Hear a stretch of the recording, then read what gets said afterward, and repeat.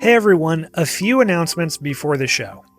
First, this episode featuring Nassim Taleb is immediately followed by a bonus segment. The bonus segment features Taleb and Bryan Caplan talking about Caplan's latest book, The Case Against Education. So that will play right after the conversation with Taleb. And of course, if you haven't checked out Bryan Caplan's conversation with Tyler, it's also right there in your podcast app. Second, you Taleb fans will know he wrote a book called Anti-Fragile, which is about things that gain from disorder. Audio recording systems do not gain from disorder, and ours failed for this live event.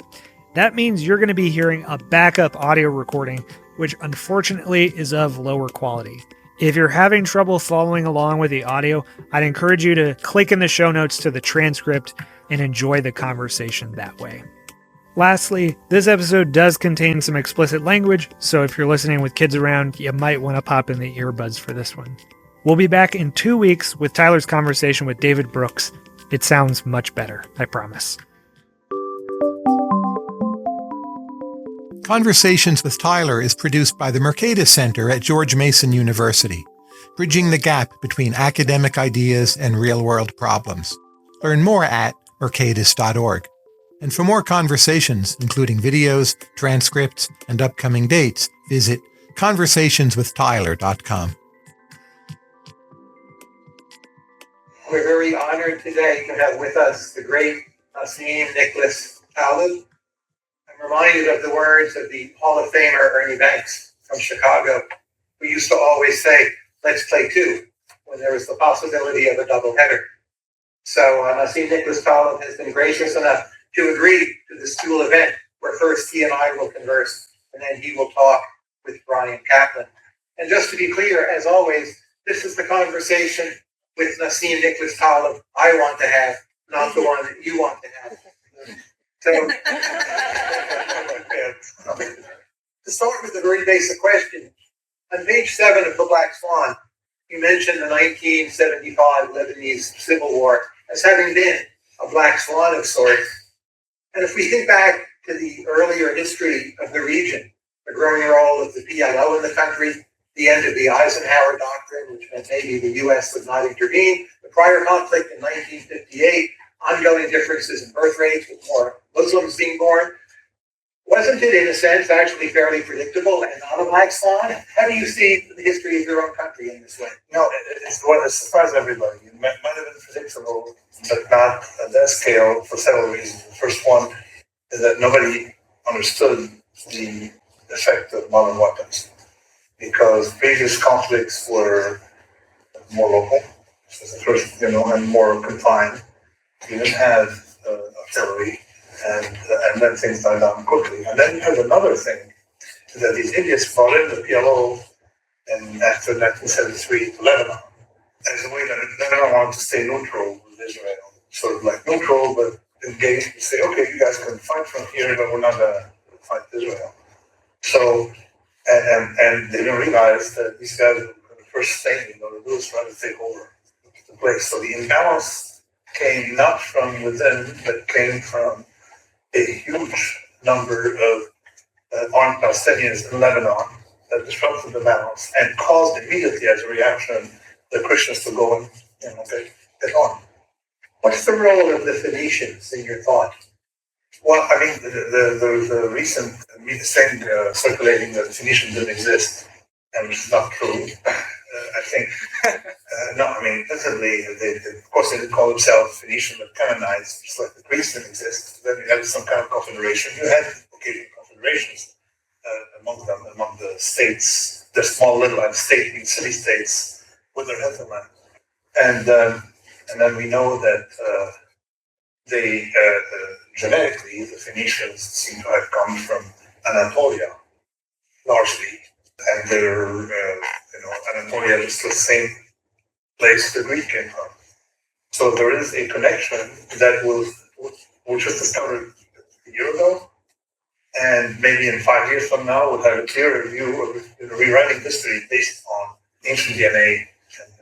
But that will understand people. Why was it that Phoenicians really sort of like had some kind of great working relationship with the Greeks? Looks like they they were similar, maybe the same. They had the same grandparents, this way. And also, there's some mysterious thing. Why is it that the only people who were in Athens were not metics, foreigners? The metic is basically an H-1B. You can't vote. So the only one who were not metic were the people from Sidon. And so there's some kind of, so that's why I like to call these people Greco-Phoenician, the modern version of the Phoenician, Greco-Phoenician. And of course, now we know from DNA that the DNA of the past 3,700 years hasn't changed much. Of the local population to the ancient one.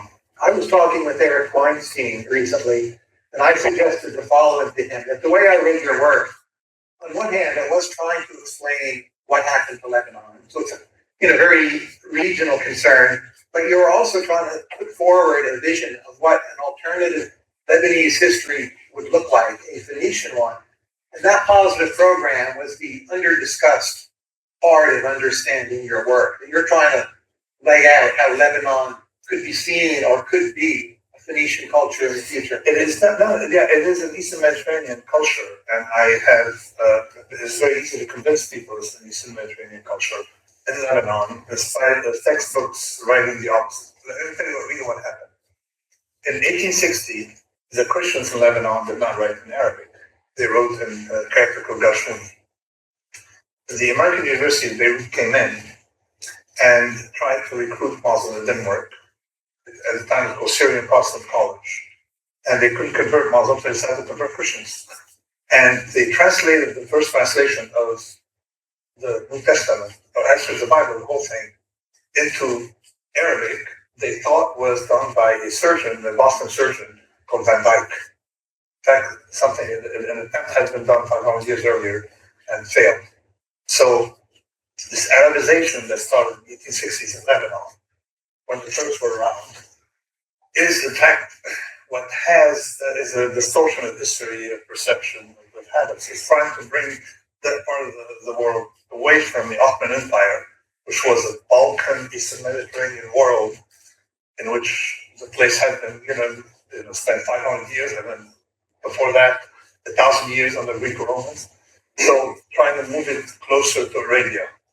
And people bought the narrative because the Christians wanted to be non-Muslim, yet had the same rights. So they invented themselves some genetic story that they came from Yemen.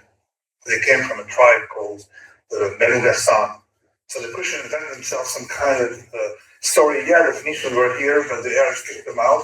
And we, the Christians, come from, it turned to like genetic bogus, that the population hadn't moved, and effectively it's the same people. And I see that you have Charles Corn. Charles Corn was the opposite narrative, the Western narrative, that we are Greco-Roman. We had the school of Beirut, the religious school of Beirut, that for 500 years made or break laws. The only place where laws were made in the Roman Empire. We are Greco-Romans by culture. Let's go back to the Greco-Roman world, away from 150 years of Arabization. And if you go to Lebanon, you realize that 150 years of Arabizing people had no effect. So, You're Greek Orthodox by background, and if I were to ask, how do the Maronites fit into your schema? So there's a long-standing tension between these groups. It seems to me often that the Greek Orthodox would actually side with the Muslims, wanting a more stable Lebanon, suspicious of the Crusades, suspicious of the Maronites themselves. So what's your take on this? I'm glad you asked me, because finally someone really understood the problem of this. Say I'd rather have the tiara of they say that the sultans, when a lot of factions in Constantinople in the 1400s, the Turks were already in the area surrounding Constantinople for 250 years before it fell.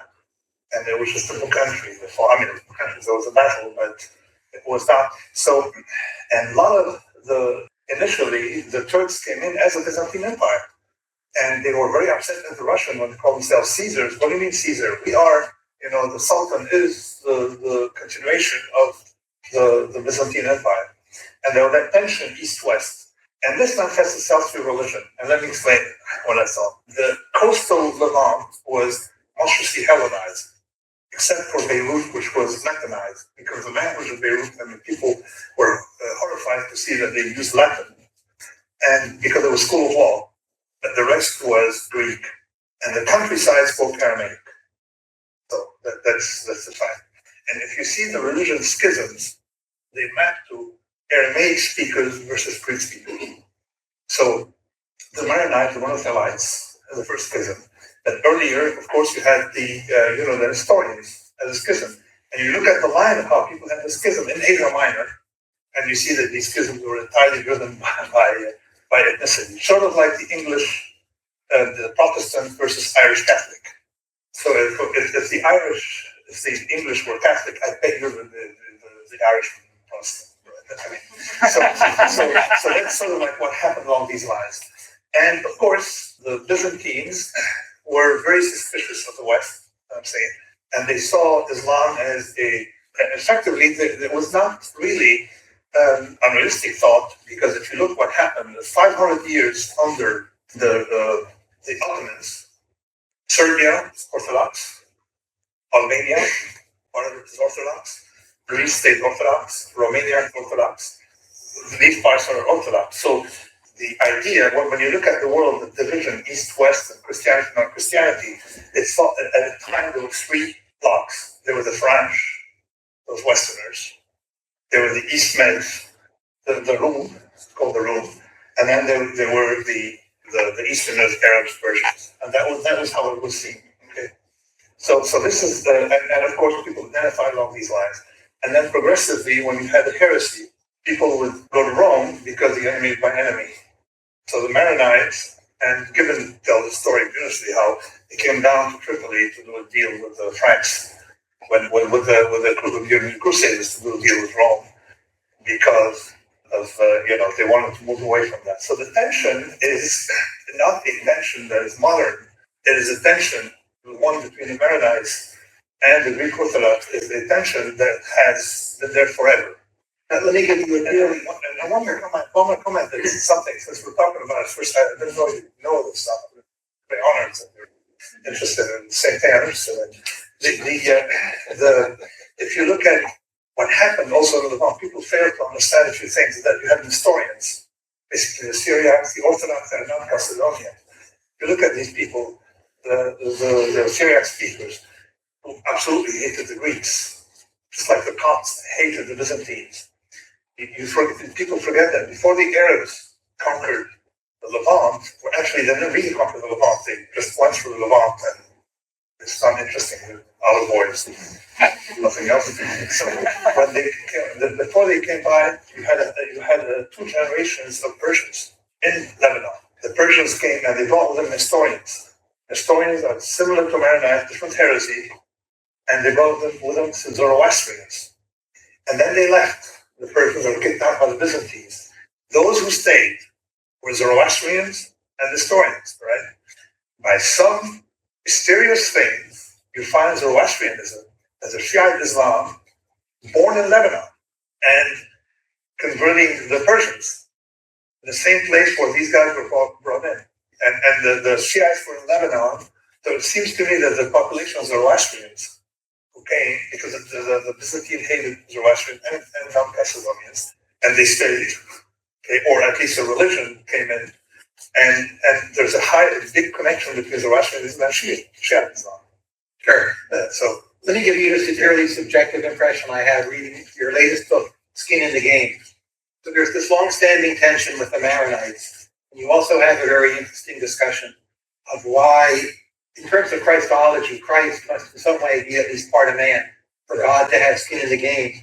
And I read that almost as your kind of intellectual reconciliation, that the new element for your big vision of what Lebanon sort of could have been and maybe will be, that you finally found a way of integrating the Maronites into your basic story that you yourself are willing to accept and indeed embrace. Okay, yeah, may I put on, right?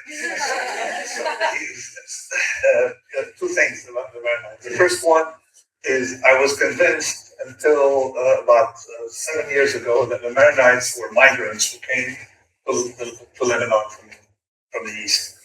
Because effectively their language, their liturgical language is not Aramaic, but Syriac, which is Eastern Aramaic. And the brand that, of course, came. But it turned out, in fact, it's only the religion. Their DNA is as local as it can be. Maronites are the descendants of the Phoenicians. So are the Shiites in Lebanon. we Greek Orthodox and the Sunnis have a little more Greek or stuff like that. So that seemed to me, when I realized that they were autochthonous. So it was already something. So, second point, now let's talk about skin in the game. As I was watching, to connect to this, as I was watching Donald Trump debate the guys wearing suits. I knew he was going to win. I was certain he was going to win. I couldn't figure out why. I was so convinced he was going to win, at least that stage of the primary. And it turned out, I figured out and said, yes, people love, and it turned out that I had heard the day before the news that were effectively not that correct, that he lost more than $1 billion of his own money. So I thought about it. I said, okay, is there anything more human than showing a scar? And say, at least I'm real, and you guys are just like pencil pushers or whatever. So I thought about it. I said that the skin in the game, exhibiting risk-taking, is effectively what makes you, elevates you over the rest. Traditionally, you exhibit a scar, or like Ahab, some kind of scar or some kind of sign of incapacitation coming from war. So effectively, it didn't hurt Armin. I was a practitioner coming from trading. The trader who lost a lot of money, at least is real. It's not like a bad thing. So I realized immediately that, and then I thought about it. I had trouble figuring out why is it that the Christian religion, we have that Trinity, which makes absolutely no sense to Muslims, and makes no sense to anybody who's not Christian. But it makes so much sense to you if you're Christian, right? So why is it that it makes so much sense to have a Trinity? And then the Christ, is he God? Well, it's sort of like God, but he's not God, right? So you want to figure it out. Then you figure it out. If I go to the circus and I have a fellow walking on a tightrope with a parachute, I'd ask for my money back. See, that's not how it works, right? So the Christ was sufficiently meant to have skin in the game and sufficiently God to be God. So it worked, and for that, we had to concoct a story that appears to be absurd, but is necessary because it kept coming back to the Trinity, no matter what they tried. Let me try comparing you to another best-selling Lebanese author. Are you the anti-Khalil Gibran? You both have books of sayings. You're both, in a sense, offering sermons from exile. Both moved to America, but he was Maronite. His influences are maybe Baha'i and the Sufis. Yeah. And you're, in a sense, doing everything in reverse and rebelling against him. Is that true? Well, not quite, because when you grow up in Lebanon, you don't have a lot of. You think that Gibran is kind of new age stuff for Americans. The idea of Gibran is not a serious. Plus, the other thing is he comes from an area right above my village, like 30 miles away, 30 kilometers away. Well, and they invaded us 2-3 times. So Charlie versus Amir, my village, which is Byzantine, the last Byzantine outpost, and they've come and invaded us. So maybe you want to do some psychology on that. But Gibran has never been in high standing in my, a lot of people are in high standing from the area, but not Gibran. Let me try a question a reader emailed to me, and I quote, "What advice would you give to the timid and unconfident? Does one seeking conventional employability and respect out of lack of imagination or lack of confidence deserve only contempt? How does one begin the world meaningfully if you're not awesome?"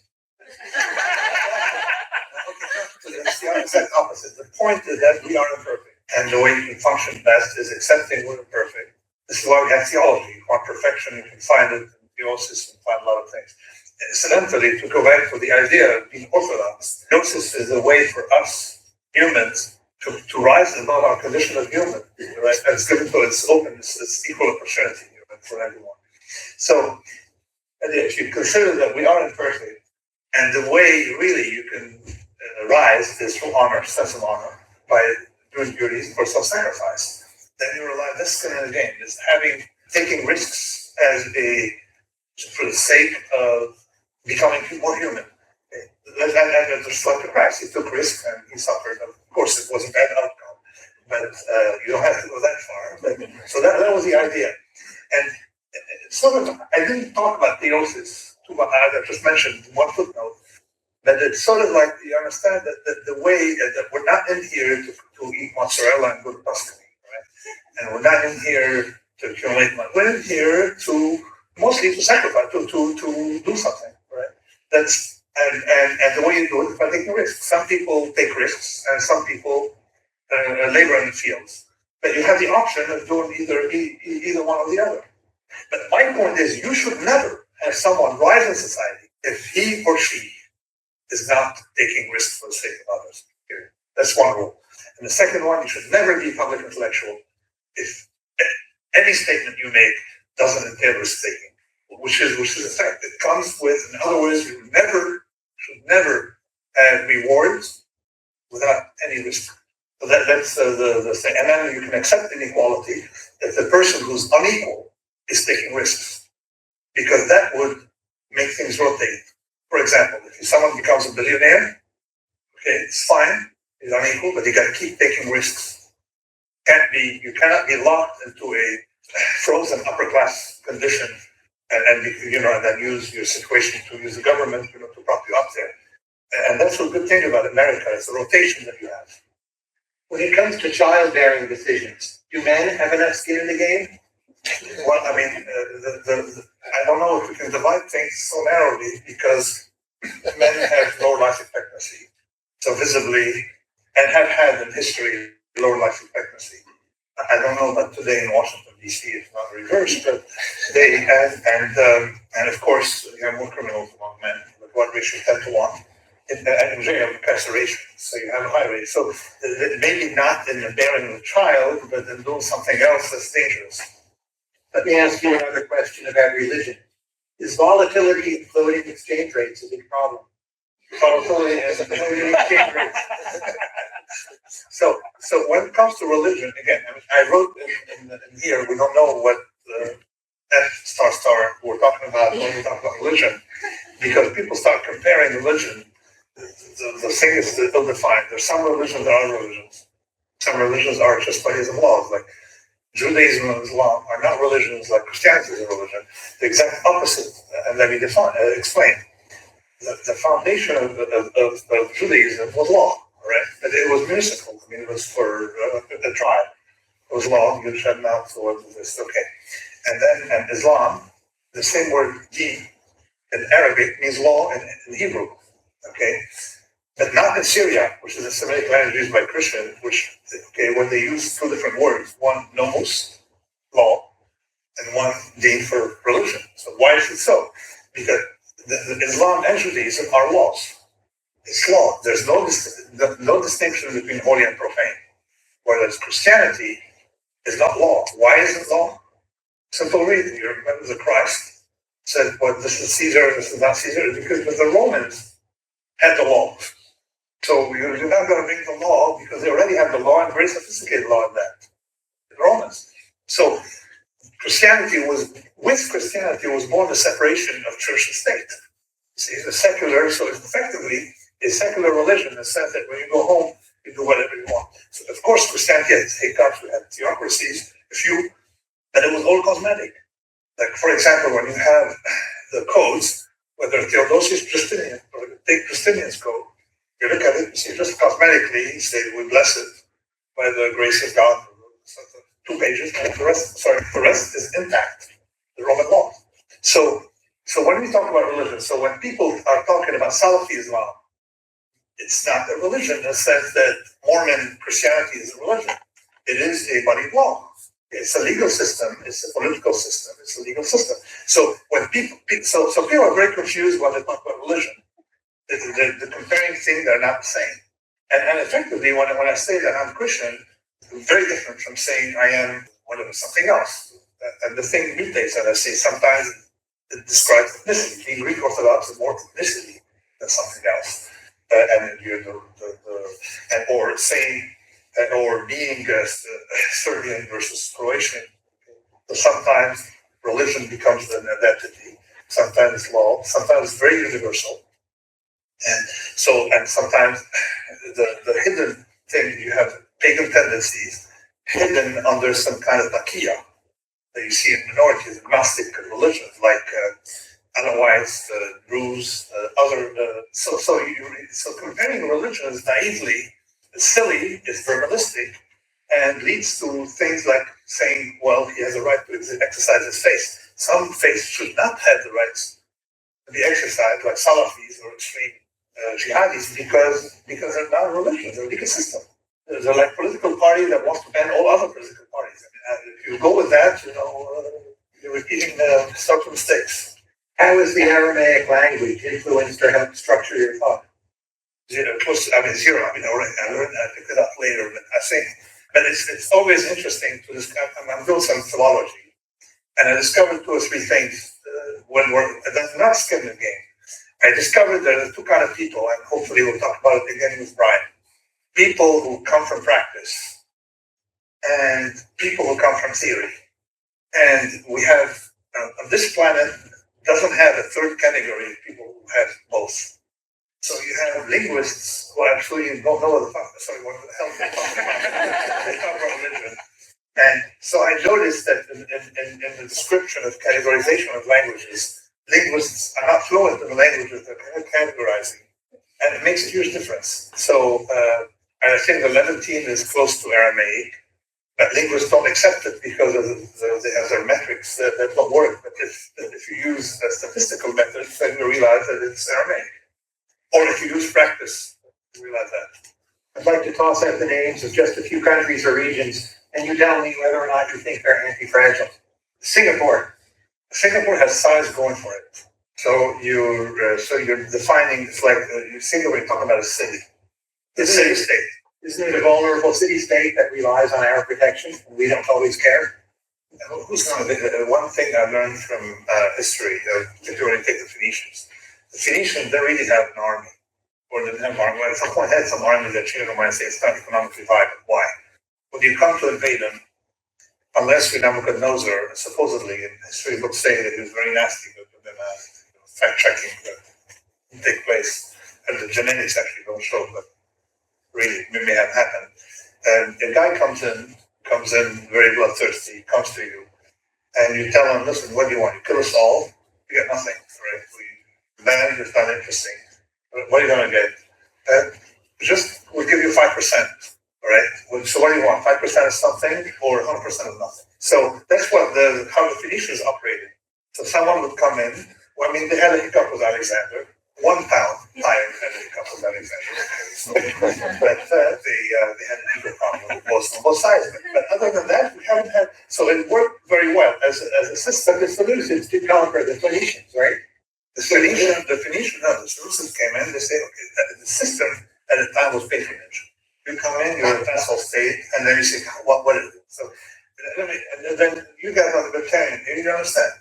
If I live in New York City, so I have 2 options. One, pay the state with all of this, now it's going to go 50-some% taxes, and you almost get nothing. Or you go to Macedon and give them 2%. And you get protection, you get all the things that you want done, 2%. Right? So that's exactly what happened. So think about the defense budget if it were run by the mafia. Right? So the guy would come in. So the system at the time was the system, when you say conquer, the imperial methods everywhere, including the Ottomans, before them the Romans, before them the Seleucids, and the Ottomans who had more integration. But the whole technique was you come in. Oh, and remember that government role in GDP was at the turn of the century in France 5%. Okay, last century. So you're not part of anything. You're just paying taxes to someone you never see. So that was the thing. The integration usually was through commerce, not through military conquest. And so the idea of Singapore, let's say Malaysia decides to take over Singapore, what are they going to do with it? They got nothing, right? So it's much better to go to Singapore, tell them we want 2%, all right, or we want 10%, and then they bring it down to 3%. Who did Russia? Fragile or anti-fragile? I did study on countries when we wanted to look at the use metrics in this town of predicting stability of countries based on past stability, right? Which to me is absurd. For example, if you take because And that metric would tell you that Saudi Arabia, when we were writing the Black Swan, actually, I came here and I told him, we have two sets of countries, same government for 40 years, 40 government in 40 years. Which country is more stable? Two sets of countries on the right, one on the left. They said the one that has the same government, same families, actually. People here in this town at the Wilson Center. So I said that these guys look at things backwards. The countries on the right were Syria and Saudi Arabia. Now we're so far away for a second shoe to drop. And on the other one was Italy, and last time I checked, Italy was still standing, and mozzarella was excellent. so the idea of countries that have a very too much stability become weaker, particularly if it's propped up. Sort of like companies. If you take companies, you want to see companies that go bust.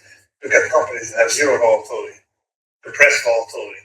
Many of them really should have zero volatility, but some of them would have would be sitting on dynamite. You're smoothing to cover things up, right? Or if you have, or if you're, for example, someone who has a very stable salary because he or she is employed as an anti-fragile but then you're laid off at age 55 after 30 years of employment, and basically you can't do anything.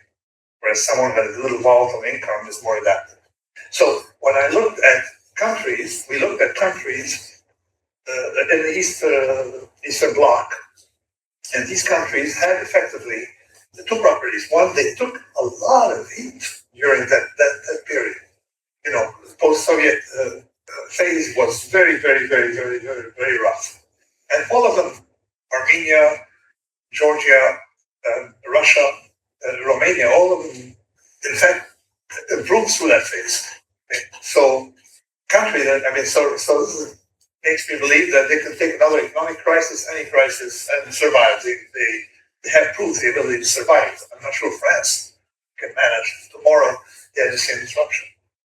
Erdogan's Turkey, fragile or anti-fragile? I'm going to Turkey in 2 weeks, so I'd rather answer when I come back. But from my feeling that what you see on the Turks are very happy because they got washing machines, they got stuff, and they attribute it to Erdogan. So the Erdogan is associated with growth, not so much with religion. PLO, fragile or anti-fragile? PLO, Palestine Liberation Movement. Yeah, they were anti-fragile. They had nothing to lose. When they were in Lebanon, they had nothing to lose. So this is why they had no skin in the game. That's sort of with the idea of a group that had nothing to lose, always. Had nothing to do, so they engage in civil war. In Lebanon today, every time someone sneezes in downtown Beirut, people are afraid of the civil war, okay?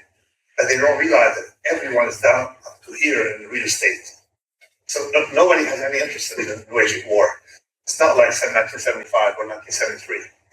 What's it like housing 6 Syrian refugees? They're very nice. They're Sunnis, and my mother hates Assad. And they love Assad. There's fights between my mother and because they're pro-Assad. And one of them went to Syria and to vote for Assad and couldn't come back. Just to tell you how devoted he is. So what I do is I talk to him to know what's going on. He calls his brothers, siblings, and he's violently, his Sunni violently tell him why. He said, and he's religious, Sunni. He said because at least you get it. So for him, Assad represents stability. And effectively, for a lot of Syria, so if you got to look at Syria from Syria, not Syria from Saudi Barbarian financed lobbies here. Okay, you get a different story.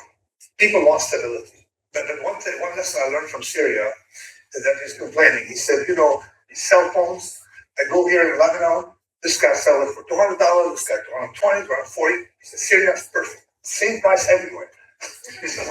so he's, the boss has indoctrinated people to the point of maybe no return.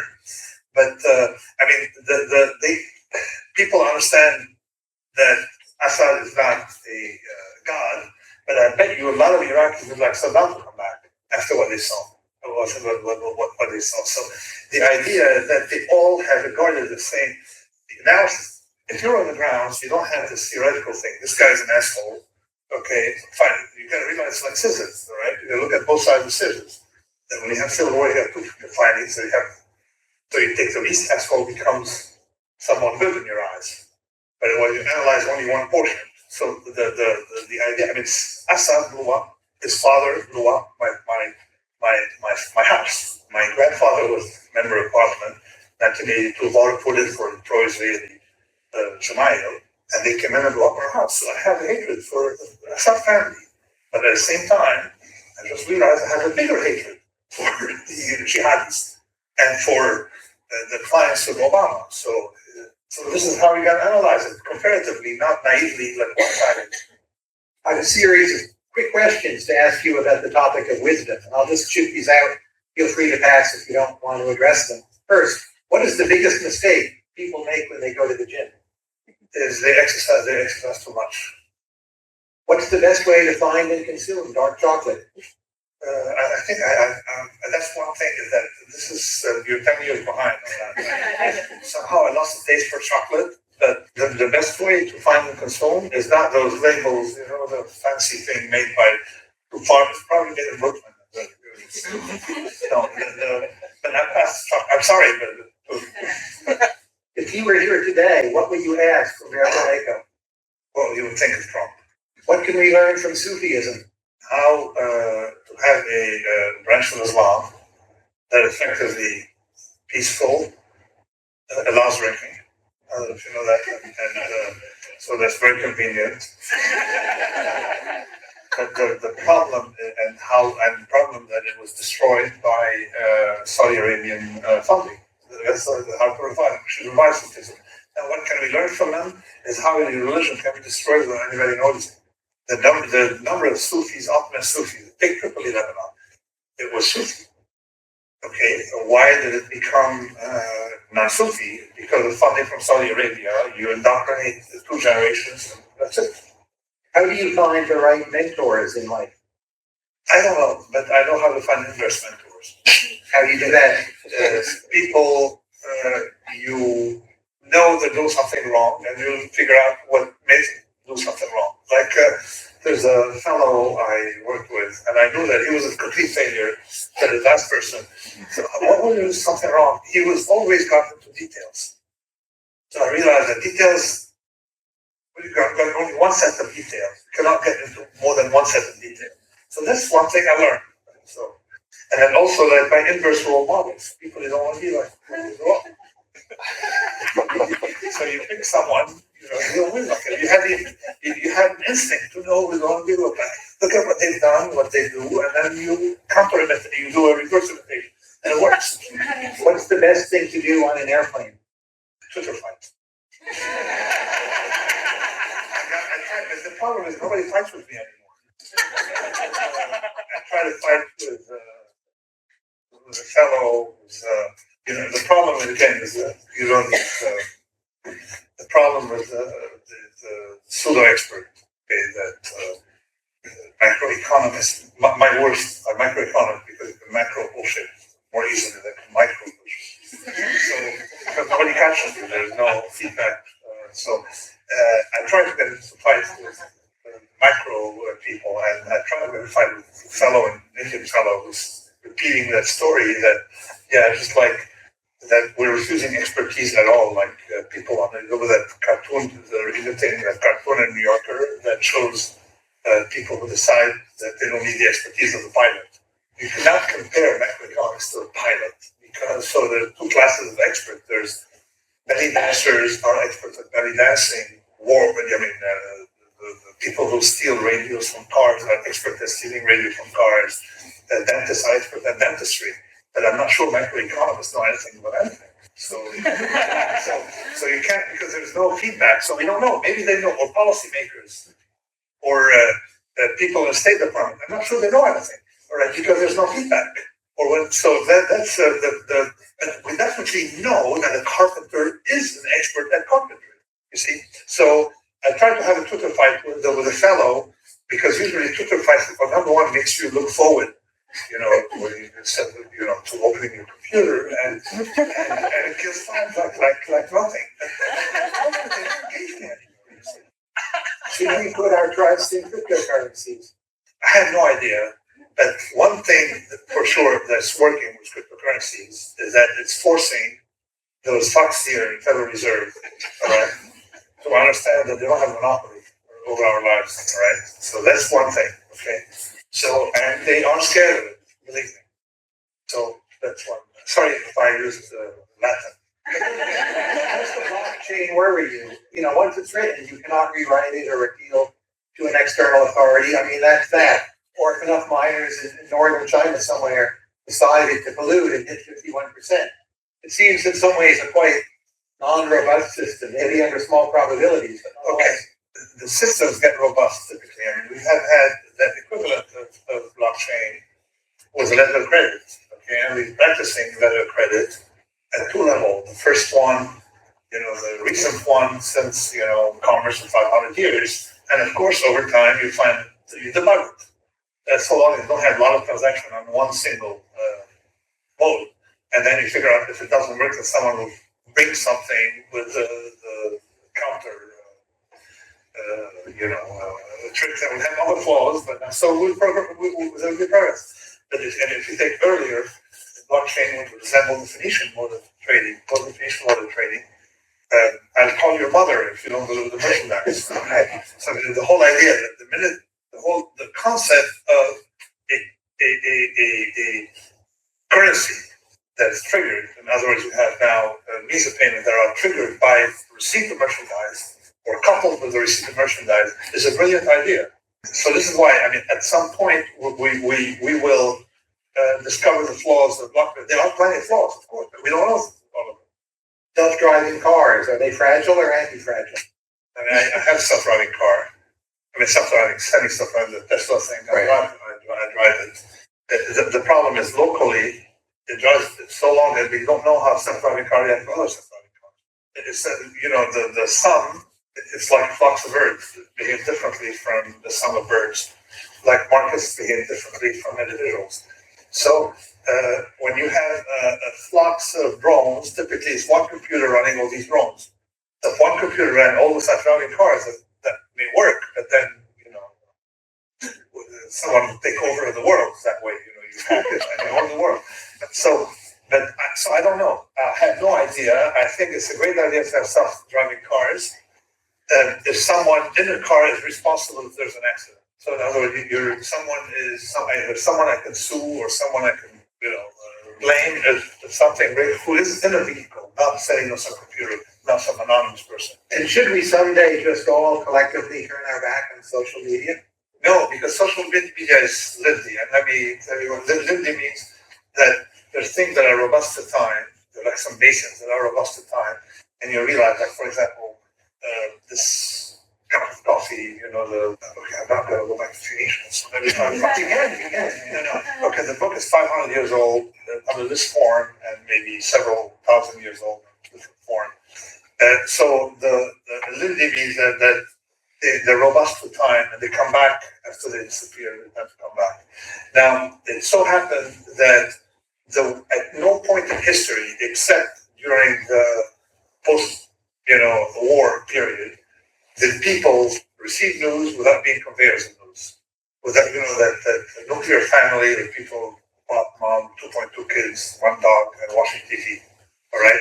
Receiving information and not transmitting, all right? The solitude of big city blocks. So that was the idea. Well, that's gone because traditionally you get the news and you convey the news. So you're a recipient and a conveyor with a little bit of alteration in the process. So, and then we get back to the social media. So and you very quickly learn to identify, like there was a false alert yesterday in Saudi Arabia. There was a coup or something, but you can figure out that there are some people you can trust, others you can't trust. And those you can't trust, you quickly identify them. So like those who cry wolf all the time. And so social media is bringing us back to a naturalistic environment because, say, in Athens, where was the news? What was the newsroom? The newsroom was a barbershop. You go in, you give information, and you take information. Or the fish market. You go in, you get fish, you get information, you get information. And funerals, where you go in, you chat, things like you cry, and then you pull the gossip. So that is with gossip machines. So it is. So social media is great in that respect, and I love it because I don't know if you. I thought I did. I refused to have a book tour. I refused to give media interviews in the US at least. I did one in London by accident. I sent my book to newspapers. So Brandon House said, "What?" I said, "Okay, find other authors." So okay, they agreed, although they cheated, I think, by sending some people. So there was no book review in the US, my book, all social media. And it opened number 2 on a bestseller list. It tells you that you don't need the New York Times to exist as an author. That Twitter is sufficient. Twitter and some Facebook, that's it. For our final segment, I have a few questions on what I call the Nassim Taleb production function. So you've written a few times that you've described yourself as an ascetic in some ways. How did you become an ascetic early in your life? Ascetic? A-S-C-E-T-I-C. Yeah, you mean up the mountain? You mean? Yes. So I'm not that ascetic. It depends on what you're ascetic about. But I discovered, okay, so let me give you an anecdote that's in the book. One day I went with someone to dinner, and went, okay, I wanted to go to a tavern now. No, we're going to go to another restaurant. So I ended up having a meal, which like you had to realize the look at meal in a 3-star Michelin restaurant. We sit down, you have performing people, there's microscopic work, and it's work. It was like going to work, right? You concentrate, you're afraid, you're biting too much, and you get all these sophistication for nothing. And realize that as people get rich, they get controlled by the preferences, get controlled by the outside. And it was like, I don't know, $200 a person. And I said, okay, I'd rather pay $200 for a pizza, okay, and would pay $6.95 for the same meal, right? Except that by social pressure, this is how you use employee preferences. It's a skin in the game. But, eventually you discover that your preferences are, people are happier in small quarters. You have neighbors around you in narrow streets. People are happier having meals. I'd rather eat with someone else a sandwich, provided it's good bread, all right, artisanal bread, than eat at a fancy restaurant. So it's the same. The thing that we discovered little by little that even from a hedonic standpoint, okay, this sophistication, in fact, emerged. But aside from that, there is something also that from the beginning you realize that hedonism, like pursuit of pleasure for pleasure's sake, there's something about it that gives me anxiety, right? So, whereas on the other hand, doing something productive in the sense of virtue signaling is something that I think that fits the sense of honor. It feels good. So, yeah. What books influenced you early in life, say before you were 15 years old? The book I kept rereading is the Deserto di Tartari. So even before you were 15? Yeah, even before 15. And I read it many times. I'd say when before 15 I read Dostoevsky. And again, I mean, and I read The Idiot, and there's a scene that maybe I was 14 when I read it. Is the Prince Mishkin was giving the story. It was autobiographical for Dostoevsky. He said he was going to be put to death, and as they woke him up and were taking him to the execution place, he decided to live the last few minutes of his life with intensity, and he devoured life. It was so pleasurable, and promised himself, if he survives, to enjoy every minute of life the same way. Okay, and he survived. In fact, it was a simulacrum of an execution, and effectively that says the guy survived. And the lesson was he no longer did that. It was like preferences of moment he could carry on later. He forgot about the episode. And that marked me from Dostoevsky when I was a kid, and then became obsessed with Dostoevsky. And what was your favorite part of the Bible as a boy?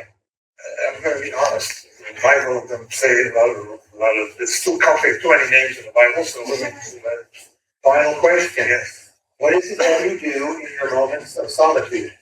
Math. Math. And that pleases you, or that's a form of work that relieves anxiety. No, I only develop anxiety when I go to fancy restaurants when I'm not doing something right. But I don't have the math is I like it. People tell me that people age they like math less, and math is the young man game. Yes, it's more enjoyable. So I do math. Mostly there's a Twitter math that I'm part of. So there's always something to solve. And usually the beauty of it is that's totally unpredictable. It takes between 1 minute and 1 day to solve one problem. And you don't know. And then this thing comes in and then I stop. So based on your own upbringing as a boy, if you were giving advice to someone raising a child up to the age of 18, what would be the takeaway you would offer from your own life experience up to that age? Become an autodidact. Get a degree from school, but become an autodidact. Don't waste time trying to get an A because you're not. This is we're going to talk about it with Bryan. You're not going to remember all that shit, all right? And you always remember what you tried to read by yourself. And I remember the stuff I read by myself. Okay, that I was driven. I don't remember stuff that was given to me at school. So it's an allocation of time. But I discovered that I wanted to be a writer as a kid. So I realized that to have an edge as a writer, you can't really know what people know. All right, you got to know a lot of stuff that they don't know. So I started reading books like voraciously, and effectively, and also read books that with some instinct that would be helpful 20 years from now. So therefore, it's not the latest nonfiction bestseller. So I read a lot of stuff, and I think that I would recommend doing the same. Read as much as you can, and try to get the lowest possible passing grade you can in school. And don't study stuff like history because it's going to be revised. Geography, history, all these boring things like chemistry or stuff like that. Math is, I think, probably the only thing you can pick up at school that's useful. Nassim Taleb, thank you very much. We now welcome to the stage Bryan Caplan of our own George Mason University. Bryan and Nassim Taleb will converse. I simply will open it up by handing it over to Bryan to start. Bryan. Thanks a lot. So actually, this whole event started with 2 tweets by Taleb. The first tweet begins very promisingly. Excellent argument by Bryan Caplan. And then, comma, but missed something central. Convexity of trial error and heuristic learning. I sort of wrote anti-fragile using Keely's argument and transcending it. Would love a discussion/debate. Tyler Cowen. And then when I said I'd be happy to do this and I was willing to go to New York, then Nassim wrote back, second tweet, I will go to DC if you agree to read Anti-Fragile, including the appendix. So per our agreement, I have read Anti-Fragile, including the appendix. And now I can see several possible central things I missed. All right, but since I've actually got you here, what specifically did you have in mind?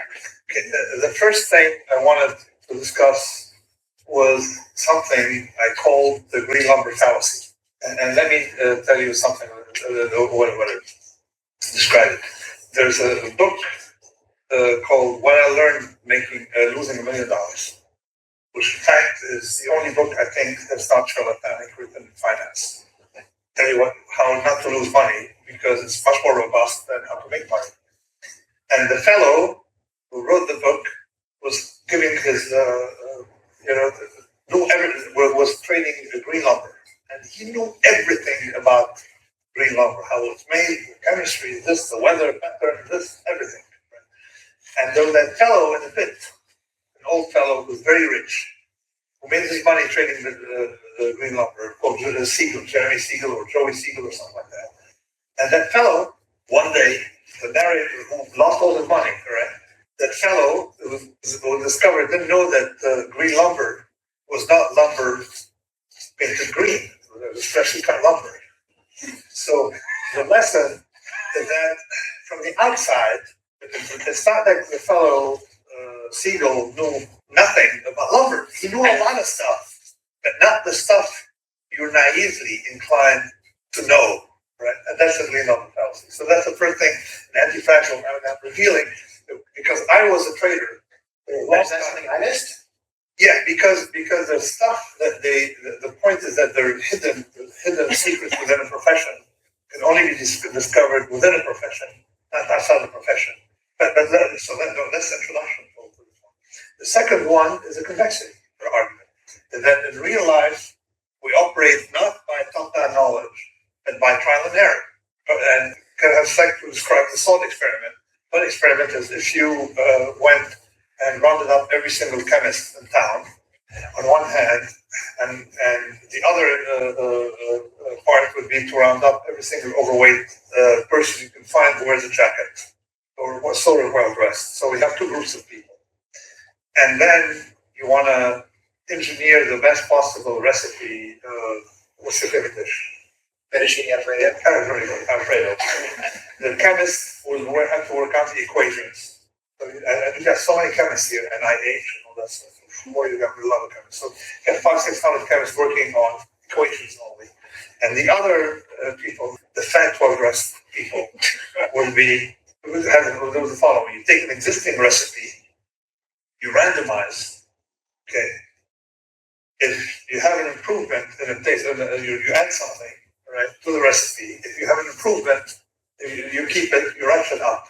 And if you have a degradation, you just give the food to the chemist who won't notice the difference. Okay? And so in one hand, you're going to ratchet up by trial and error, convex trial and error, because the errors don't cost you anything. It's like an option. You have optionality on what to keep or not to keep. Optionality. And then the other one is the top-down thing. Now, the difference between them is optionality. Well, that's okay. Who's going to win? Who's going to get you a better fettuccine at the end of the day? All right, so I feel pretty good because that's close to my first guess about what you had in mind. Exactly. Yes. Yes. Anyway, so my first guess was actually you agree the traditional academic curriculum isn't very useful, and learning by doing is, were the two things I said. And then I missed the chance to explain why learning by doing works so well. That sounds. I'm not blaming you, right? Use your argument for society to improve by maybe changing the way we teach people. Okay, and also put some historical background, since we have Tyler here, for to put some Greco-Roman stuff around it. Okay, because the Romans despised theory, and the Greek despised practice. Which is why the first, the black swan is to Mandelbrot, the Greek among Romans, and the next one is dedicated to Ron Paul, a Roman among Greeks. so the Romans. So understanding that the engine behind everything is convexity. The chapter, I think, or the comment I made was, I'd rather be anti-fragile than smart. And said I'd rather, because if you're and you can model it, and I did a Monte Carlo by showing the population of people who actually are stupid, but not very stupid. Okay, but they do a lot of trial and error, and people are very smart, like the chemists, but they can't do a lot of trial and error, and they realize that those who do trial and error, if they have the intelligence to realize that what they got was slightly better than the previous thing, we get far ahead. We need 1,000 IQ points to match someone who's aggressively doing trial and error. That was the idea. And then teaching people that, okay, is impossible unless you have practice. And so the root of suggesting education is you make people work as nurses, and then they go to medical school. And effectively, I spoke to a lot of doctors, and they think it's a good idea because they're afraid of medicine being now too theorized, becoming too theorized. You make people run a small mafia local, or whatever. You want a racketeering shop, or a casino, or something like that for 7-8 years, and then you go study economics. and stuff like that. So we're living longer. So this idea of front-loading education makes no sense. And so, just reminding you, so there are plenty of countries where you don't have to get an undergraduate degree to go to medical school, right? In the U.S., first you do an undergraduate degree, then you go to medical school. Sounds like you're saying better to be a practitioner for 4 years and then maybe go to medical school and just skip being an undergraduate. Not skipping undergraduate. No, start undergraduate later in life. At age 30, think about that model. I know because I started training, right? I had no idea. First of all, I didn't like school. I like to read books, and I had ADD, so it was boring for me. So I started trading and then I discovered math. And I said, oh, this is interesting, right? So I started discovering math, so I got immersed into math. And 15 years later, I went back to school, right? So I went back to try to do math. In fact, we did classes, and I did my thesis, and that was it. But the idea, and I started writing papers. So the idea of having to start by theory and ending up with practice doesn't work. You should try practice then theory. That's the wrong way. So now, what do you think about people who make the following argument, which only you can decide whether it's a true black swan argument, but people might put it forward as their version of black swan argument. So I've heard a lot of people say, well, sure, virtually all of these subjects that you're learning in school are useless, but there are positive black swans. Once in your life, an academic subject you study is going to turn out to be absolutely crucial. I mean, like an example of this, there was a guy who said, well, look, actually, French was really important. It was totally worth the time because one time I was at Charles de Gaulle Airport, and if I hadn't spoken French, I would have missed my flight. And they're like, well, so you spent 3 years studying French to avoid one missed flight? That seems like pretty free. But anyway, but you can imagine someone giving something like that, saying, sure, almost all the subjects are no good, but there's one, you're going to get one positive black swan out of your whole education, and that alone makes it all that effort. The counter-argument is vastly more potent. You're spending how many hundreds of hours studying something you're not going to remember later, or you could spend that time learning a craft, like how to break into a safe, right? You can learn it by the time. So from the payoff, and plus, it doesn't mean that the other one won't have an equivalent amount of tail events that are positive. So you're ruling out that the other activities would have a tail event. So there's the problem with education now, that it's a business. So like any business, it's a huge-class business. It's become a racket. So it's very hard now to argue against education when we know all the empirical data. If you want to have a few minutes to explain it, nobody seems to convince. Or we have all the empirical data that at the individual level, education, and then put it in anti-fragile education, it appears that it's good for you because it's a great way to transmit wealth through generation, because your children are certain to stay in the middle class if you educate them. It's a great way. But at the level of the country, it doesn't seem to work. And in fact, it's the reverse of anything. The Alice and Wolves data. And even more interesting is that people think that by educating people, they're actually transmitting knowledge instead of technique, because places like Germany and Switzerland, these places had a very low level of education. Formal education had a huge amount of apprenticeship and a huge amount of built-in. So I was with Alison Wolf at a party, and we were saying that education didn't work. And I was talking to her, and I said, what are you guys talking about? How education doesn't work? What? Education doesn't work? You mean knowledge doesn't work? No, this is knowledge. This works. And knowledge what we have at a cocktail party. But education in terms of something formatted to be taught in school doesn't seem to work. So that's his argument. And the one he's presenting, now we're looking at either to go deeper into what's the reason, or the other one is, what is the alternative? The alternative, more apprenticeship, visibly. How are we going to destroy that deep state of education, sort of like that tries to sell you something for $250,000 that's worth nothing, right? Effectively, it's negative because of time you spend there. And why we should have effectively knowledge or education or the academy that's formatted for something more optional and later life. What you learn in grad school is definitely something useful for you, no? Yeah, so what I usually tell people is say, look, the reason why school is great is that there's going to be something to learn there that's going to be invaluable. Say, look, I agree that it makes sense to expose people to a variety of subjects, but it seems like it makes a lot more sense to expose them to 10 or 20 subjects they're actually likely to use than 10 subjects that virtually no one on earth uses. So, rather than saying let's make sure everyone studies poetry and art history and a foreign language in America and everyone learns a bunch of sports. Instead, why not make sure everyone spends a few weeks learning some plumbing, a few weeks learning some electricity, a few weeks going and just learning some customer service. So I say, you do want to have a diverse menu, and you don't want to lock a 12-year-old into a career when he's 12. but still far better to go expose them to a tasting menu of realistic options rather than the tasting menu of pipe dreams, which is what seems to be mostly about. Yeah, but the root of that, my feeling, particularly in the Anglo-Saxon world, is the desire, this is why they call it liberal arts education, to aristocratize themselves. Because, again, let's talk about the Greco-Roman world. You had the trivium and quadrivium that had absolutely nothing practical about it. Rhetoric, grammar, so things that the liberal education was what people learned to be in order to become aristocrat and idle upper class, right? And then you had the real professions, how to become a baker, how to become something that was looked down. And the English, when the upper class, of course, they didn't want to be working class, so they sent their kids to learn that stuff. And this is what came to America.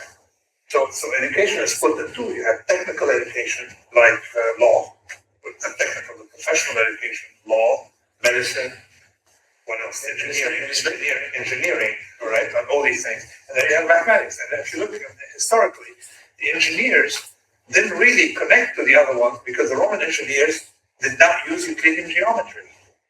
And we only started using Euclidean geometry late in life after the educational system started including mathematics for these people. Engineers would build cathedrals like Euclidean geometry, and it was actually more robust. Euclidean geometry gives you these ugly corners. Whereas before, because they know where the right angle is, whereas before it was more involved, was rule of thumb, and it was so different. So they had the separation, segregation. So what you want to do is, if it's liberal education that's contaminating the rest, or is it the technical that's contaminating the education, or is it expectation of education we should be having? So you say, okay, this is the kind of thing you do, like piano lessons, all right? On the weekends, all right? You read the Homer and stuff like that. It's important to become civilized. Stuff you do to be civilized, feel civilized, and be able to have dinner with the vice president of the World Bank, right? These are the things you do. And these are the things you do to get your ahead in life. So your problem has been an old problem ever since, we've had the Roman Greece, competing. So my most controversial policy proposal is just less. So educational austerity, spending less on education. I've noted that when someone says we need more money for education, the reaction is normally, yay, not what specifically you plan to spend the money on.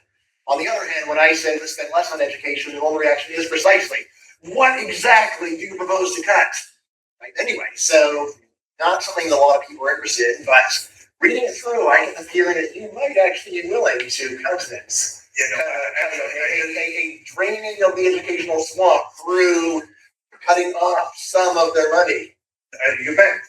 I went to India once, and I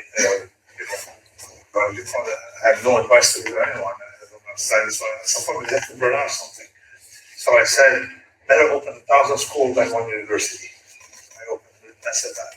Okay. And then sure enough, a year later, I see a headline, Modi in a speech saying, and actually I said that to Modi, right? To the president. So I headline, Modi saying, we'd rather open 1,000 schools than a single university, right? And focus on technology. What's the problem with India? India, that they have a lot of educated people who know sociology. Okay, it's nice, but it's the kind of thing for dinner with the VP at the World Bank. It's not something, right? But whereas if you want to know how to electricity, how to make batteries or something like that, that's more useful. So, and now the trend is effectively to cure that problem of having theoretical education coupled with complete misery with something in the middle, which is the technical schools. Something like a standard critique of Indian elementary education is that is also terrible. The teachers don't even bother showing up. Very little learning going on there.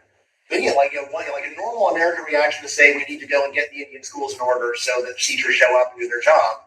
And my reaction is more of, given this has gone on for these decades, why don't we cut the spending first and then say maybe you can have some of the money back if you actually start doing your jobs. Skinny up. So I kind of say better is teach people very young, spend 3 or 4 hours or something. I mean, just like if you're, how did people learn medicine in the old days? It was a generational thing, and your father is a doctor, and you walk around with your father, or maybe mother, you have a lot of, actually there were a lot of women in the Levant, in the health sector, and then you learn, and this, that's a professional state within families.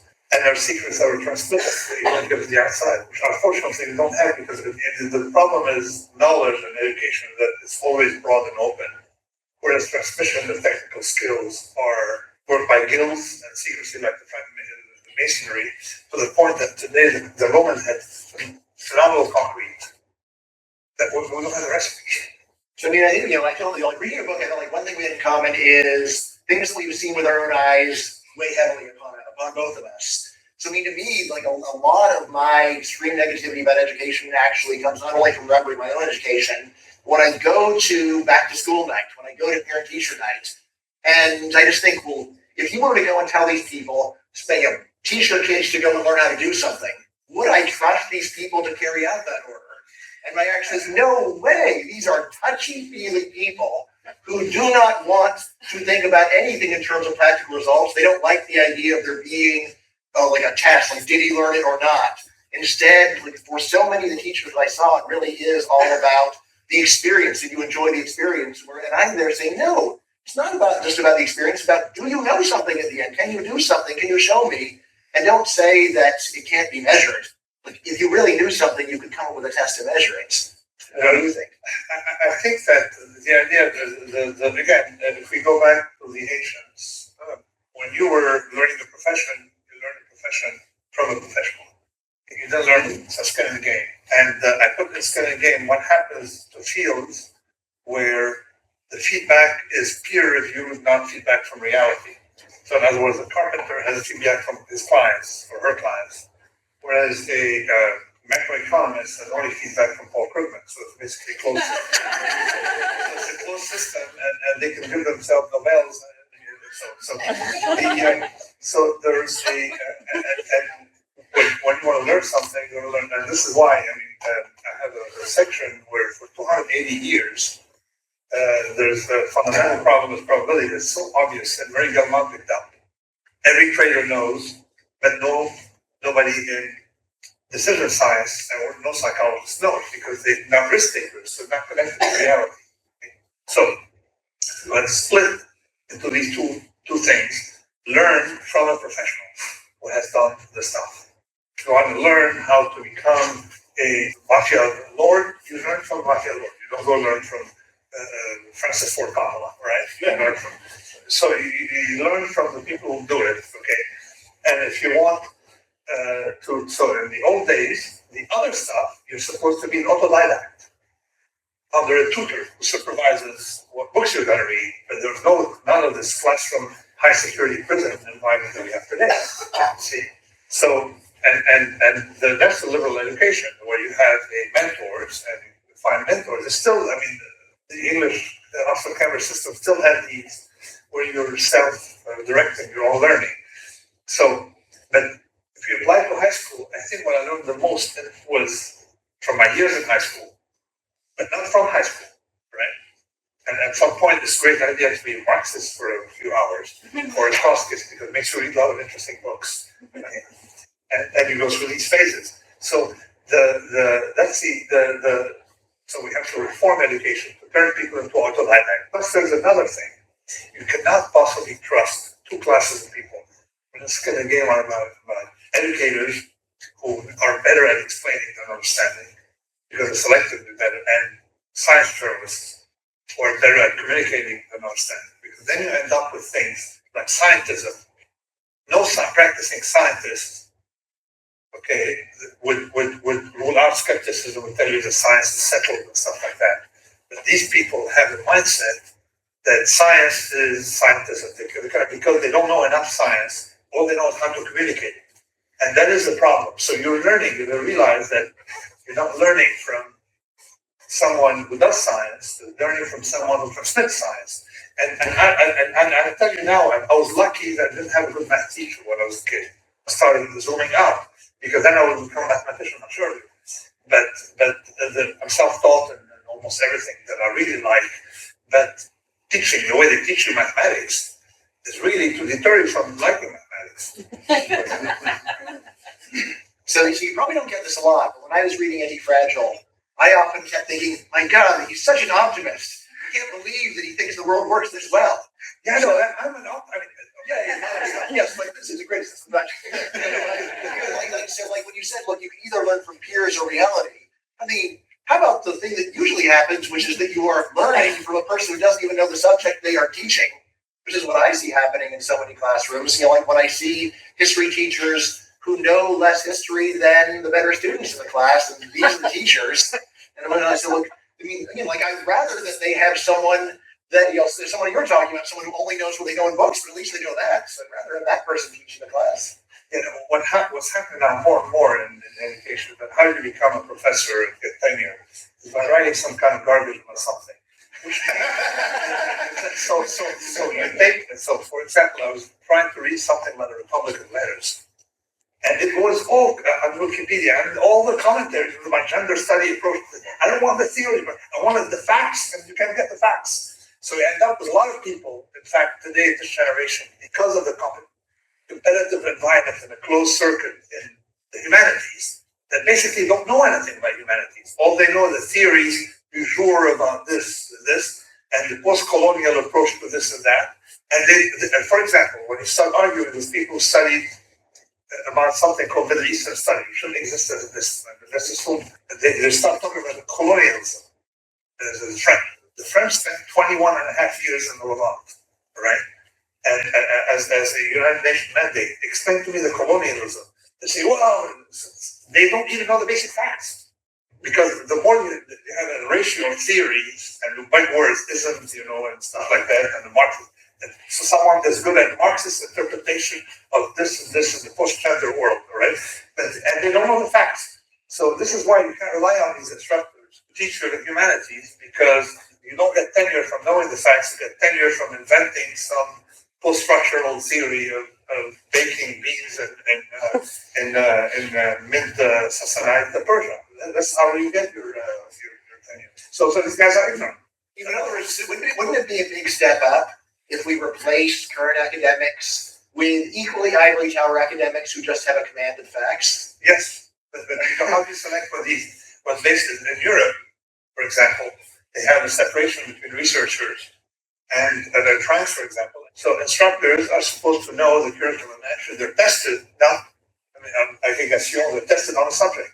So, and the people who produce papers go for newspapers that nobody reads and put your energy there, and we're going to give you a good lifestyle and some income that's lower middle class, right, for researching, and leave us alone. So this is how we say it. And you get so people who instruct, tell you, give you history lessons, know actually some history. You don't have that in a more competitive environment. Yeah, so one argument that I made is that almost every student has an intuitive understanding of the signaling model that I'm defending in my book, where I say the main thing you're trying to do is impress employers, not actually learn the material. And here's a passage out from Anti-Fragile that is very signaling friendly. So, quote, I wasn't exactly an autodidact since I did get degrees. I was rather a barbell autodidact. As I studied the exact minimum necessary to pass any exam, overshooting accidentally once in a while and only getting in trouble a few times by undershooting. Quote. So would you say that you had an intuitive understanding of the signaling model and really? Yeah, I know that you have getting the stamp in your forehead. Exactly. I've decided to come to work. Decided to come to business school in America. Why this was very difficult. Then sometimes you say, okay, let me try. What do you have to do? You have to take this test. So what do you do? Test GMAT or something like that, scores. So you go in and you spend you buy a lot of coffee. You lock yourself up for a month taking these, and then you go take the test, right? And first of all, you forget right after once you've taken the test, and you go to business school where you realize that business school is mostly a way to meet people who are going to give you a job, the first job after business school, and everybody will forget. Phase 2 it doesn't count anymore. And then later on, I became an employer when I was employed, and I never had anybody from business school. Nobody who was signaling, and plus they come and argue. So you hire someone from, for example, you notice if something is if you went to business school, unless you went to the top 20 at a time, it was a waste of money. But in mathematics, if you can go to the top 25,000 school, right? Number 25,000 that's still useful. You see, so you realize that there's some things that can be taught in that structured environment, like engineering, mathematics, or chemistry, or belly dancing, or stuff like that. So, where in business school you have no skills. It's basically, so there's a signaling that you discover, but I didn't need the signaling beyond my first job. Right, so we all know you're a maverick, but suppose that you had undershot very consistently in academics, so you hadn't finished degrees. Do you think you would still be where you are today? No, really? This is the problem with society because the way it's organized. First of all, I was Civil War Lebanon. So if it weren't, I had a family of money and I would have been writing my poetry and that's it. Maybe a failed novel or something. Okay. So that would have been my life. But that was felt as a product of reaction against war, the anxiety, displacement, the moving from. So you have anxiety, plus being Christian from the area, you don't know whether and it's very scary to be Christian from the area, particularly at the time. So this is why. So I want to make it. So you want to get the degrees, you want to do this, you want to do that, you want to buy a nice suit. So all the signaling, you have to cover the signaling, and on top of that, have the skills. So that was what pushed me. And effectively, I am certain that I discovered another thing, that the mathemata, the fact that I learned this. From Antifragile, from the last book, I have an interest in addiction. I'm not myself, but I had a family member when I was a kid. So discover how smart addicts are at procuring money for their addiction, but they're incapable of making money outside of that, right? So there's like some skills, some kind of gland that comes in and start producing IQ, all right, when they want their drugs. And then they can find these ways to make money for the drug, but not elsewhere. So I was thinking about it, and I explained that when I started trading, effectively under the pressure, you're so much in trouble, you have to think. You learn a lot of stuff by probability, all right? And you start high-dimensional matrices with kind of inverted, by tomorrow morning, and you end up inverting it, and you don't know how you got the result. And you show to mathematicians, they don't believe you did it, and then you did it, inverting on slope at a time, computer time. So you push to do a lot of stuff under necessity. Necessity is another invention. But the stuff you do then, that you learn under these pressures, you stay with you. It's not like the drug addict who loses back his faculties elsewhere. So that's what I was explaining, how basically war was a way for people to learn stuff. And effectively, a lot of the inventions we had came during war, your war episode, and of course, the preparation for war. So, got to replace that model. Of course, we're not going to wage war now, and figure out how to force people to learn by getting them in trouble. See, and another mode of learning to activate, to upregulate something in them that makes them. So definitely not by making them, putting them in a classroom and giving them credentials. It's got to be something else. Plus, there's another thing about you that I disagree with you on one point, minor, is that you have your metric to gauge if education is good is performance on the job. But have you evaluated metric anyway? Yeah, it's a good metric for people who want to become employees. But they're not. The world is not. Doesn't needs people who create things. Say you need the artisans or people who invent things. Because I have this idea that the Bill Gates, as much as I hate him, he's created something. Or the Steve Jobs, these are the people who make the engine work, and the other people are just around. So for these people, again, we've got to look at these people as a disproportionate part of the sample, not the numerical same thing. That's where I disagree. And then my idea of IQ, and I remember when I want to hire a trader, you would not quiz them on something, because they all have probably a very high IQ to get there. First of all, we only hire people from math or physics or engineering, so you have some kind of ability. So they all, you give them an SAT test and done it, right? GREs have done it. So what do you get? You start, the best test is you tell someone, listen, I want a French suit, and you have an hour to get it. This size, this bottle, this size, and you have an hour to go get it in New York City. For example, that's the kind of test we give people to see if they can go find that suit, right? Or you give them projects and tell them, I want you to get me this, and have an hour to do it, or 2 hours, right? And to see first of all, how people get confused at the request. But these are the real IQ tests. Or possibly tested common sense. Psychologists actually do have a whole separate set of common sense tests, which are interesting because common sense is something where people keep improving into their 50s, unlike IQ, where actually at least some kinds are getting worse. These tests are actually pretty interesting. There's tests like your car breaks down on a mountain road in the middle of on a snowy night. What do? And smart 18-year-olds give answers that get them killed. Whereas normal 50-year-olds give answers where they survive. And it's wow, right? So there is actually something to this idea. I think of getting the suit as part of a lot of that is actually testing common sense, which is important, but actually a different kind of skill. But that's a central skill you need. It is part of it. There's a skill you need. Is how do you make it through an airport and get me an Auntie Anne. I like Auntie Anne. Chinese butter, right? You have 25 minutes to get one, and then no internet at a time.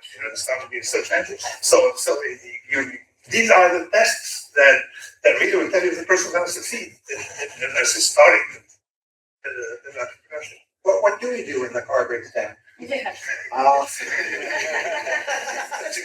a good question. Right? So, the original tests were actually written before there were cell phones. So then it normally involved getting on the other side of the barrier and then walking carefully to a call box. It was windy mountain road, so a lot of people say try to wave down a car, but it's windy mountain road, so you get hit by the car. So get on the other side of the barricade and then holding the barricade, walk to the call box and then call for help is a pretty good answer to that. So totally different question. So it seems like you and I are very much on the same page on valuing vocational education. There are a lot of academics who say no. Vocational education is no good because you never know if any vocation is going to be wiped out. So one of the referees said, "Oh, should we send them to go to typewriter repair school?" That's something and no, you shouldn't send them to typewriter repair school. Now my answer here is, look, it's better to go and train people for things that seem likely to be useful, like plumbing, than to train them for things we know are not going to be useful, like poetry. So if we know anything about the economy in 40 years, it's that poetry will not be a big part of the economy. So, what do you think about this? Again, there's separation of things you do to become civilized, the things you do to make money later on, and people conflate one for the other. And to come back, to reiterate, for the moment, geometry was not something like poetry. It was something you do as an intellectual exercise that was not required because it actually degrades the way they made. And conflating the two has actually led to a lot of problems. So the first thing we've got to establish is that we have another bigger problem. The bigger problem is that we're saying, where is the propaganda that we're getting? It looks like the ratio of theories and indoctrination to facts is very high in the humanities, and effectively stays low in mathematics because you can't really have. Although we have proposals to have, to remove square root of -1 because it was too phallic or something, and I think it was Socrates the host, but it was mathematics, stuff like that. So you separate these two by institutions that are completely insulated from one another. Okay? Things you do to become civilized, like knowing the history of Scotland, and things you do for skills. If we bring that back, computer science, accounting, I tell you, in business school, I know there's 2 classes that were useful for me. Business law, and accounting. But then these, I didn't need business school for them. You can go get them from... So, and actually, I'm doing something on the side as risk people who are in the risk business. Myself and a former Renaissance partner, I train, and a third person. The 3 of us are mathematically inclined, mathematicians, the 3 of us, and we're teaching people risk from risk taker standpoint, and the demand is huge.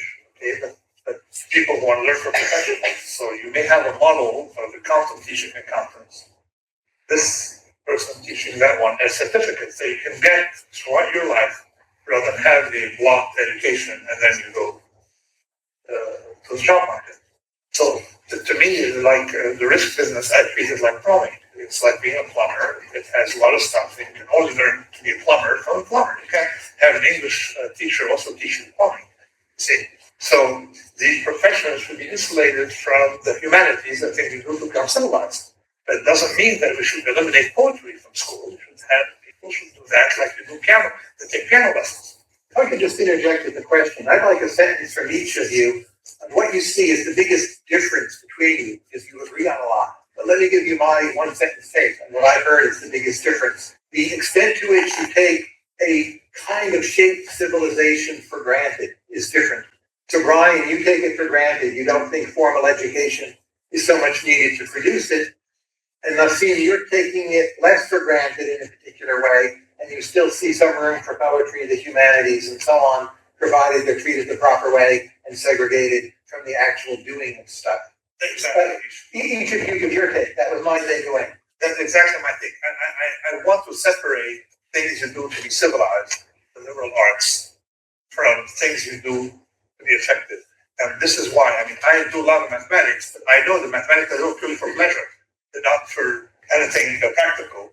And of course, I do other technical stuff, but not very practical, statistics, stuff like that. And some mathematics, applied math. But when I play with geometry, there's absolutely no practical thing. And I do it like I would with poetry. And so long as you separate these two, you have a barbell. This is this and this is that, and that's that. And you separate the two of them, then you will avoid the problems we have. And also, you have the professional stuff, taught to children along by professionals of that field. And you should have the humanities or stuff taught by people who like that stuff. Yeah, and I would say, so I don't take civilization for granted at all. What I say is that it can't possibly be the case that that education in liberal arts and humanities is causing civilization or sustaining it, because virtually no one acquires this knowledge.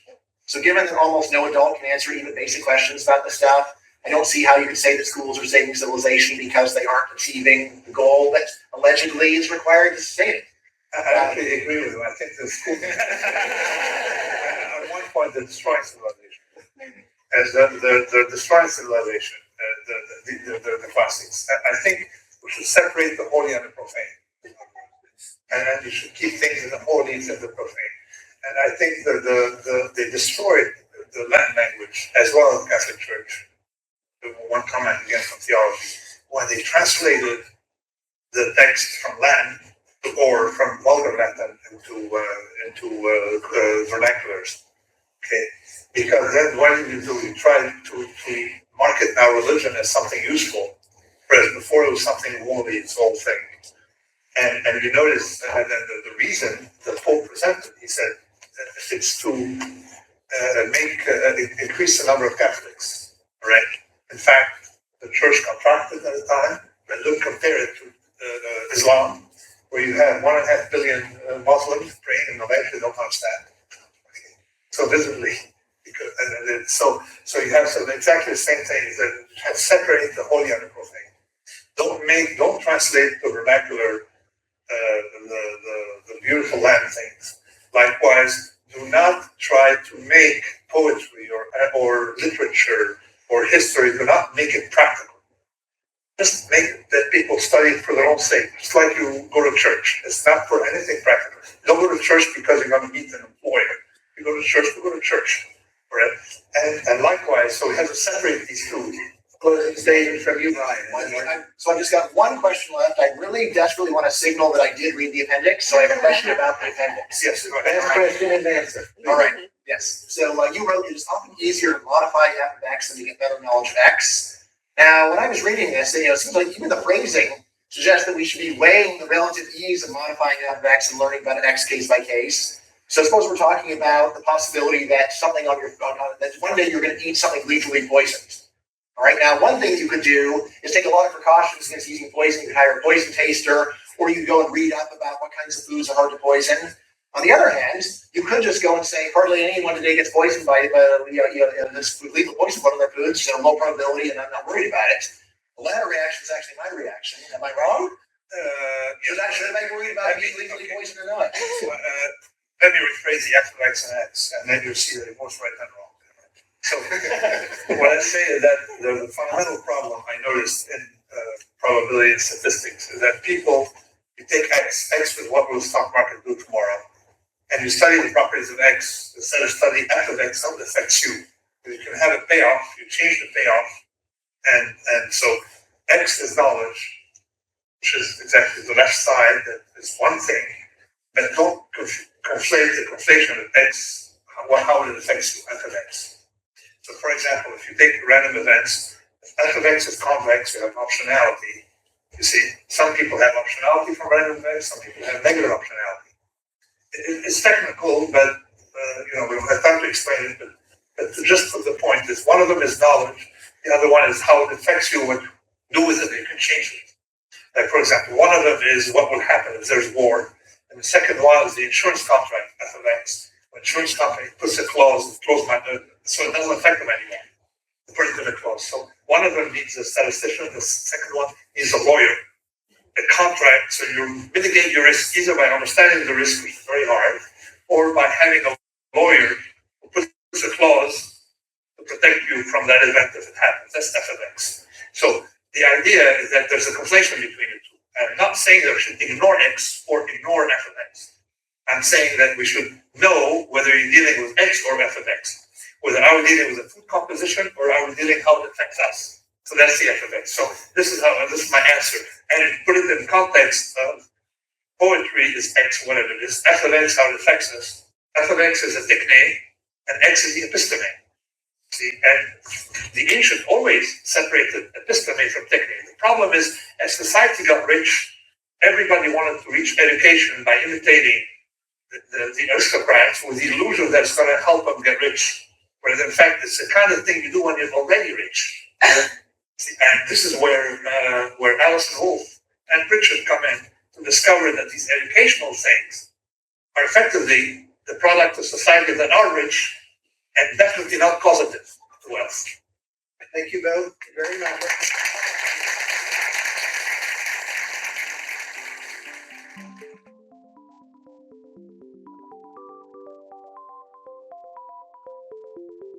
Thanks for listening to Conversations with Tyler.